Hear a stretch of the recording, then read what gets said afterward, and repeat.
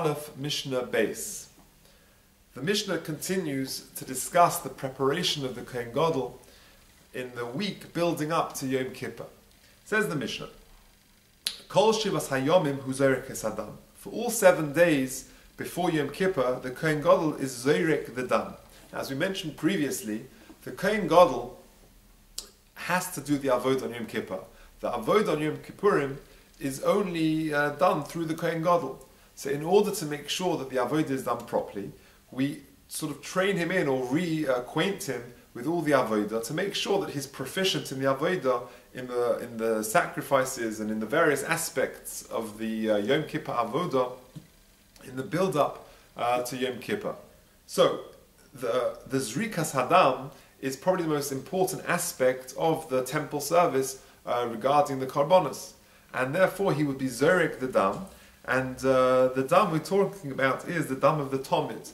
There's a Tomid Shel Boiker and a Tomid Shel Bein Huabayim, the morning offering and the afternoon offering. So he would be Zorek the Dam, he would sprinkle the Dam towards the Mizbeach for all 7 days before Yom Kippur.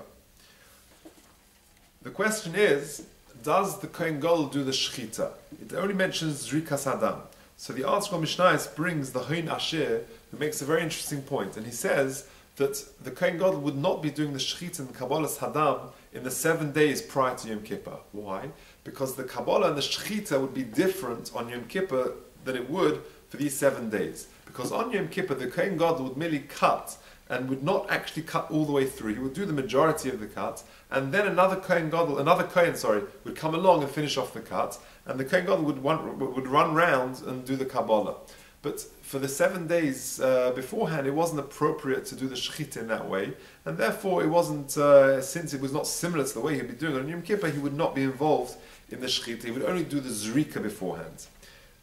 Continues the Mishnah, Umaktir es haktoros. He would burn the incense. They would bring a moneh, which is a weight of incense, half in the morning, a pras, half in the morning and half in the afternoon, and the Kohen Gadol would do that for the 7 days beforehand. Umeitiv es haneros. He would prepare the lamps of the menorah. Meitiv, literally, he would improve them.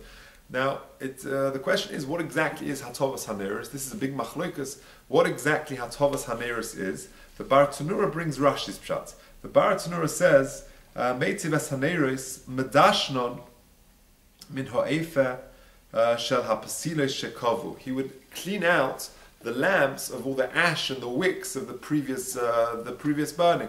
That's how Rashi learns. The Ramban says that actually it was filling the lamps and putting the new wicks in. That's what Hatovas was. The Rashba learns that it was both. It was emptying out the lamps of the old ashen wicks and refilling and putting the new wicks in. And the fourth opinion is the Rambam. The Rambam he said it's actually the kindling of the lights itself. So whatever Hatovas Haneris is, the Kohen Gadol would be doing that in the week building up to Yom Kippur. Umakriv es harosh ve'es haregel, and he would offer up the head and the leg, the hind leg of the animal. Now, that is referring to, again, to this carbon tomid. The Kohen Gadol would stand at the top of the kevesh, the ramp built leading up to the altar, to the mizbeach, and a Kohen would bring him these first 2 portions of the tomid, and the Kohen Gadol would do tzmicha, would rest his hands on them, and would then throw them into the eish, the ma'arach, on the mizbeach to burn. The question is, would he then do the rest? So again, there's a machlokas about this. Some say that the Mishnah just mentions the first 2, Makdiras harosh ves haregel, the head and the foot, and then afterwards he would do the rest of the limbs of the animal. Others, the Meiri learns, for example, that he would only do the rosh v'haregel, but he would not do the other limbs, and another Kohen would come along and throw those onto the Mizbeach. There was no need to tie him out unnecessarily. But all other days of the year, all other 365 days of the year, apart from, of course, Yom Kippur and these 7 days, Imrotz lahakriv, if the Kohen wants to offer things up, makriv, he can.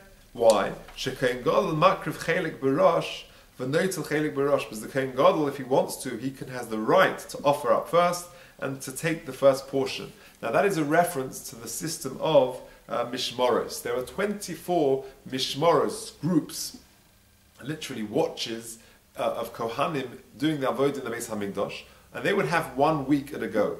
So approximately each mishmar would have 2 weeks in the year, and each mishmar would be subdivided into groups of botei ovos, so family units, and they would have specific days, and they would have the privilege and the right to do the avodah of a specific day, and they would also have the right to share out equally the portions of the karbonos that were brought on that day. But the Kohen Gadol can sort of go ahead of them. If he wants to offer up ahead of the other people in that mishmar, in that Beis Av, he's entitled to do so. And he's also entitled, he doesn't have to wait until the carbon is sort of divided in equal portions amongst the mishmar or the Beis Av, amongst the other Kohanim. He's allowed to take first. That is a special prerogative of the Kohen Gadol. That is the end of Mishnah Beis.